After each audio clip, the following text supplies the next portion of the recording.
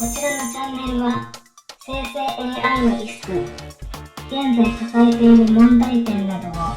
ニュースを通して広く知ってもらうためのチャンネルです。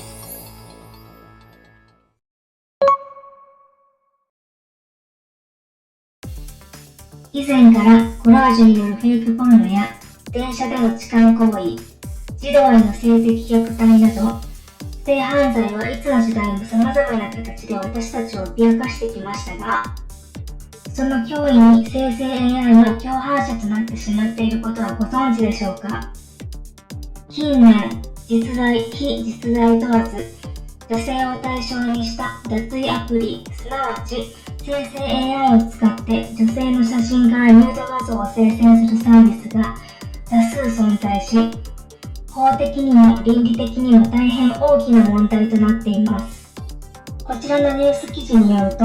現時点で少なくとも34のウェブサイトが存在し、2400万人以上がアクセスしていると報道されています。この動画を作成するために検索したところ、比較的検索の上位にいくつものヌード化サイトを見つけることができました。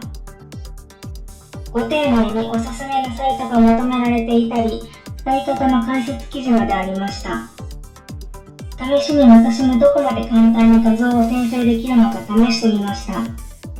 このためにキャラクターを作成し、SNS に上げられている日常的な写真を使うという体で、サイトに読み込ませてみました。サイトによっては画像をアップロードするのに有料プランに加入しなくてはいけないものもありました。無料で生成するのに回数制限があるものもあります。他には2、3秒の動画も生成することができるサイトもありました。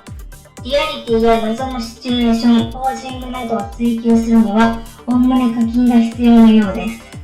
本物と見まがうレベルの画像を生成できるのは課金ユーザーと見ても違いはないでしょう。しかし、無料でも簡単に脱水できるサイトもありました。精度は高くありませんが、衣服の部分を簡単に選択することができ、剥ぎ取ることができます。これらのサイトの利用には18歳以上であること、娯楽目的であって誰かを脅迫したり貶める意図がないこと、同意のないデータを使わないこと、オンライン上にアップロードしないことなどを警告していますが、そもそもあなたの画像を娯楽目的でヌード化しようと思いますがいいですかと聞く人が一体どれくらいいるのか、聞かれたとして同意する人がどこにいるのか、あくまでも表面的な警告に過ぎないことがわかります。サイトの管理者はユーザーに全責任を負わせ、自らは責任を負わないことを強調しています。しかし、そのルールの生成の元になっている学習データを同意を得たものでしょうか。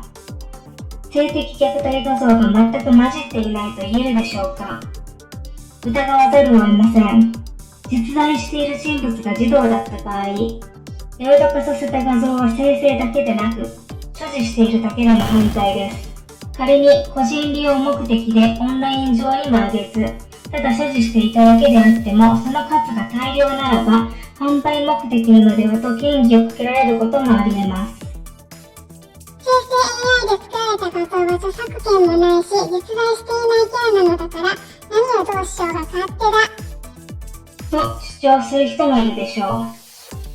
う。しかし先日、スタンフォード大学の調査で、ステーブルディフュージョンやミッドジャーニーなどの主要な画像生成 AI で使用されている学習データセットを提供していたライオンから性的虐待画像の疑いがある素材が分かっている段階で断点226件含まれていることが判明しています。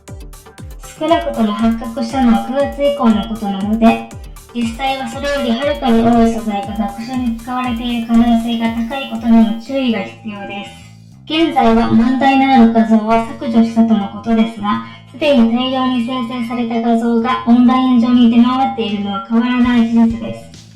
ヌード化アプリはどの画像生成 AI を用いて作られているのでしょう。例えば画像生成 AI を用いてイラストを生成する LINE アカウントなどがありますが、これらはステーブルディフュージョンを使っていると明記されています。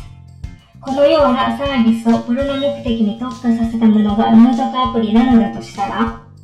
実際、実在の児童性的虐待画像と生成 AI による性的虐待画像の区別が困難になり、検挙が難しくなっている事例もあります。そしてこのヌード化アプリで生成された画像も本人に嫌がらせをするためや脅すために使われている事例も多発しています。ついこの間はファンアートと称してヌード画像を送りつけられたコスプレイヤーさんがいました。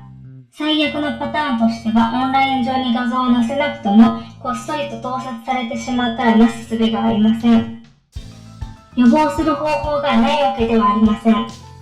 イラストを生成 AI が学習できないように阻害するツールも出始めています。いたちごっこだと連勝する人もいますが、何もしないよりはマシです。感染症対策と同じように一つの対策だけでは防げませんが、いくつも対策を重ねることで被害を最小限に抑えることはできるでしょう。ジャニーズの児童性加害問題があれだけ紛糾し、ジャニーズタレントを起用する企業は人権を軽視しているという結論に達しているのにもかかわらず、